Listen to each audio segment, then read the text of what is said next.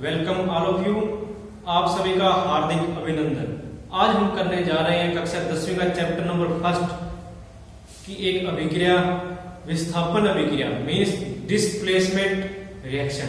और इस रिएक्शन को हम करेंगे एक्सपेरिमेंट के माध्यम से और समझेंगे इसके कंसेप्ट, व्याख्या क्या है इस अभिक्रिया में। चलिए शुरू करते हैं। विस्थापन अभिक्रिया मीन्स डिस्प्लेसमेंट रिएक्शन। इस रिएक्शन को शुरू करने से पहले मैं आपको बता देता हूं कि हर मेटल की, जितने भी मेटल्स हैं उनकी हर एक की रिएक्टिविटी अलग अलग है। कुछ मेटल्स तो ऐसे होते हैं जो हाईली रिएक्टिव होते हैं,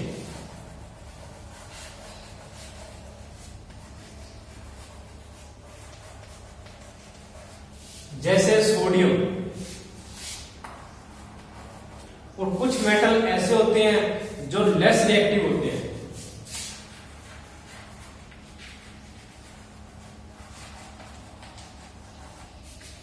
जैसे Au मीन्स सोना, गोल्ड। कुछ मेटल्स जो हाईली रिएक्टिव मीन्स बहुत ज्यादा अभिक्रियाशील, उदाहरण के तौर पे सोडियम का एग्जांपल यहां ले सकते हैं। सोडियम बहुत ज्यादा हाईली एक्टिव है, ये एयर के अंदर इसको खुला छोड़ दें अगर हम, तो ये आग पकड़ लेता है। क्यों? क्योंकि ये हाईली रिएक्टिव होता है, बहुत ज्यादा अभिक्रियाशील। और जो लेस रिएक्टिव होते हैं सोना, गोल्ड, तो ये लेस रिएक्टिव होता है। इसको अगर हम इन्वायरमेंट में एक्सपोज कर देते हैं तो भी इस पे इतना इफेक्ट नहीं पड़ता जितना कि सोडियम पर।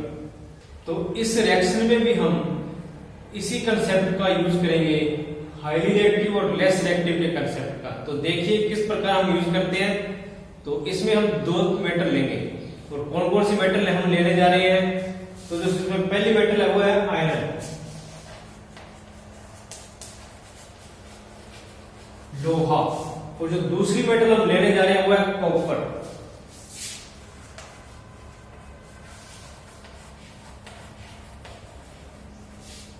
इन दोनों मेटल्स के बारे में मैं इसको इरेज कर देता हूं।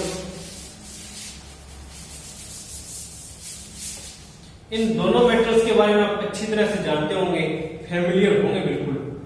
लोहा, आयरन, इसमें ऐसे बहुत सारी वस्तुएं आपको मिल जाएंगी जो लोहे से मिलकर बनी होगी। आपके घर में भी देखोगे, अपने आसपास देखोगे तो बहुत सारी आपको आयरन मेड थिंग्स मिल जाएंगी। और दूसरी है कॉपर। तो कॉपर की वायर्स आती हैं, तो ये भी आपने जरूर देखी होगी। तो अब इनमें हम बात करते हैं मोर एक्टिव कौन सा है और लेस एक्टिव कौन सा है। तो इसमें आयरन मोर एक्टिव है और कॉपर लेस रिएक्टिव। तो जो हमारी डिस्प्लेसमेंट रिएक्शन है तो इसके अंदर इसी कंसेप्ट का यूज होगा। तो इसमें होता क्या है कि जो हाईली रिएक्टिव मेटल है वो लेस रिएक्टिव मेटल को उसके कंपाउंड से रिप्लेस कर देती है। एक बार फिर रिपीट कर रहा हूं, हाईली रिएक्टिव मेटल रिप्लेस कर देती है लेस रिएक्टिव मेटल को उसके कंपाउंड से। कैसे? एक एग्जांपल के माध्यम से समझते हैं।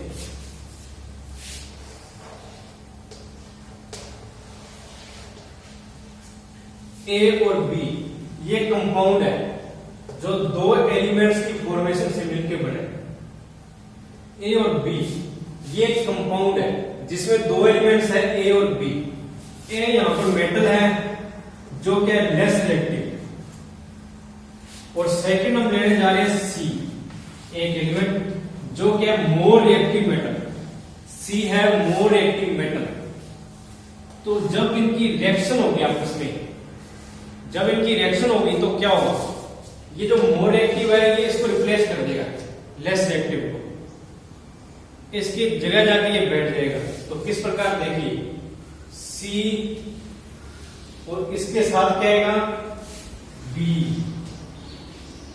ये जो सी है इसने ए को रिप्लेस कर दिया। तो कुछ इस प्रकार का कंपाउंड हमारे पास बनेगा, सी एंड बी। प्लस में ए से रिप्लेस किया तो ए, इसको हम अलग से लिखेंगे। तो ये है इसका पूरा कंसेप्ट कि जो मोर एक्टिव मेटल है वो लेस रिएक्टिव मेटल को रिप्लेस कर देती है। तो रिएक्शन लिखते हैं इसकी। उम्मीद करता हूं ये कंसेप्ट आपको समझ में आ गया होगा, और बाकी हम इसको समझेंगे एक्सपेरिमेंट में भी। अब इसका एक एग्जांपल, एक रिएक्शन लेते हैं। अब इसकी जो हम रिएक्शन लेने जा रहे हैं वो आयरन और कॉपर की ही लेंगे। तो आयरन मोर एक्टिव है, तो आयरन प्लस में लेस रिएक्टिव कॉपर,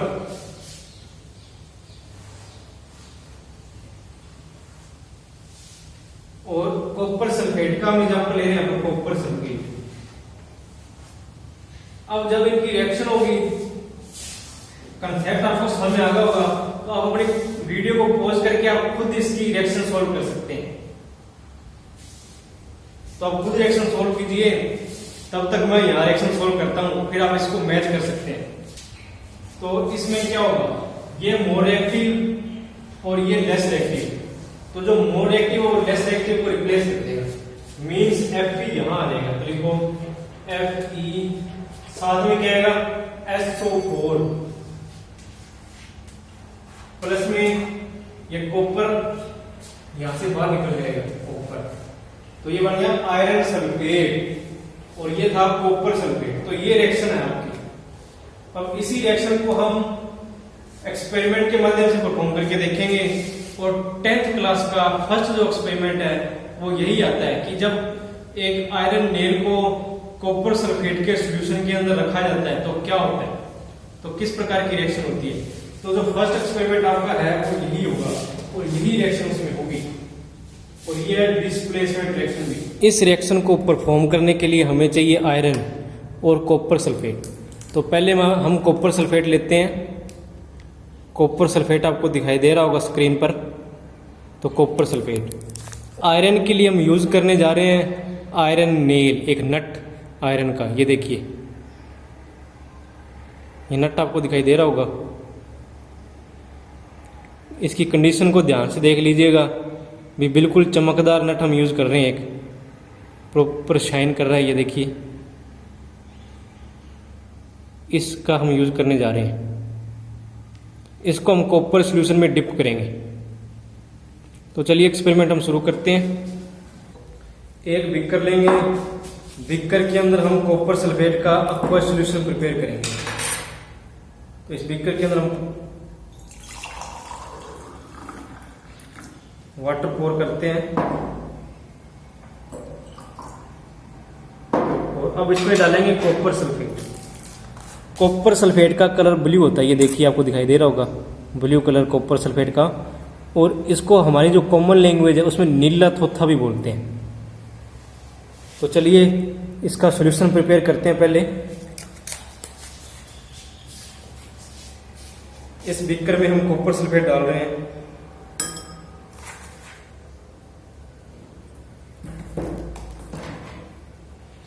धीरे धीरे इसको स्टायर करेंगे। आप देख पा रहे हैं कि कॉपर सल्फेट सॉल्यूशन हमने रेडी कर लिया है, और इसका कलर भी नोट कर लीजिए कि कौन सा कलर है।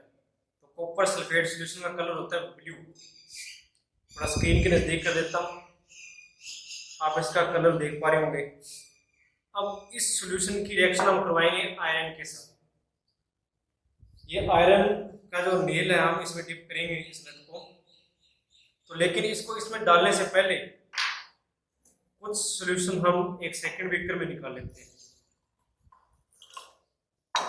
इस कॉपर सल्फेट सॉल्यूशन को हमने 2 बीकर में कर लिया है, और एक बीकर के अंदर हम आयरन से रिएक्शन करवाएंगे। मीन्स इसके अंदर हम आयरन का ये नट डालेंगे और देखेंगे कुछ समय बाद में क्या होता है। तो ये आयरन का नट मैं इस बीकर में डालने जा रहा हूँ, और कुछ समय बाद हम चेक करेंगे भी आखिर क्या इफेक्ट पड़ता है इस पे। इसमें आयरन नेल हमने डाल दिया। आयरन नेल डालने के बाद हम चेक करेंगे, कुछ घंटे तक इसको ऐसे ही मतलब स्टेडी कंडीशन में पड़ा रहने देंगे, और उसके बाद में हम चेक करेंगे कि आखिर इसमें किस प्रकार की रिएक्शन हुई। तो कुछ घंटे इसको पड़ा रहने देते हैं, और फिर उसके बाद में हम चेक करेंगे भी क्या हुआ। अप्रोक्सीमेटली 1 आवर के बाद हम इन सॉल्यूशन को एक बार फिर से चेक कर रहे हैं। तो आपको इनमें डिफरेंस पता लग रहा होगा कि इस बीकर में तो हमने आयरन नेल डाला था, अब उसको हम बाहर निकालते हैं तो देखिए किस प्रकार के चेंजेस आए हैं। और सेकंड जो बीकर था उसके अंदर हमने कॉपर सल्फेट का सॉल्यूशन रख दिया था, ताकि हम दोनों में डिफरेंस पता कर सकें इसमें किस प्रकार का कलर में डिफरेंस आता है। तो चलिए पहले नेल चेक करते हैं। देखिए लगभग 1 आवर पड़ा रहने के बाद इस नेल पर किस तरह का ये देखिए किस तरह का मतलब इफेक्ट पड़ा है इस पे नेल पर। 1 आवर पड़ा रहने के बाद में आप चेक कर सकते हैं कि जो आयरन है वो किस प्रकार का हो गया है। इस पे एक रेडिश सी लेयर जम चुकी है और जो हमारे सॉल्यूशन है उनमें भी आप डिफरेंस देख सकते हो। ये वो सॉल्यूशन है जिसकी रिएक्शन हमने आयरन से करवाई थी, तो इसका रंग थोड़ा ग्रीनिश हो गया है। और दूसरा सॉल्यूशन आप देख सकते हो कॉपर सल्फेट का, बिल्कुल ये ब्लू कलर में है, तो ये इनका डिफरेंस हमें दिखाई देता है। इसके अलावा मैं एक बीकर आपको और दिखाना चाहता हूँ, जिस बीकर में ये जो आयरन नेल है वो लगभग 12 घंटे हो गए होंगे उसको पड़े हुए, और उसके बाद में उसके ऊपर क्या मतलब इफेक्ट पड़ा। तो देखिए इस बीकर को भी चेक कीजिए, आप इसको भी चेक कीजिए। इसके अंदर भी कॉपर सल्फेट सॉल्यूशन के अंदर हमने आयरन नेल रखी थी। अब हम चेक करते हैं भी आखिर ये कलर चेक कर सकते हो आप, इन तीनों का डिफरेंस देखिए। जैसे जैसे टाइम बीतता जाएगा वैसे वैसे जो कॉपर सल्फेट है अपनी आइडेंटिटी लॉस करता जाएगा। अब देखिए इन तीनों के जो कलर है किस प्रकार चेंज हो रहे हैं। इसको 1 आवर रखा हमने और इसको अप्रोक्सीमेटली 12 आवर्स हो चुके हैं इसके अंदर आयरन नेल को पड़े हुए। अब हम इसमें से आयरन नेल को बाहर निकालते हैं और आपको दिखाते हैं भी उस आयरन नेल का क्या हुआ।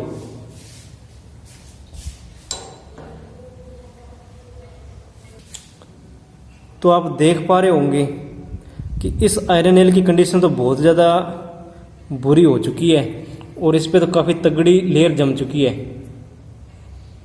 अगर हम देखें, ये देखिए, अगर हम बात करें तो ये देखिए कितना मतलब मटेरियल इसके ऊपर जम चुका है।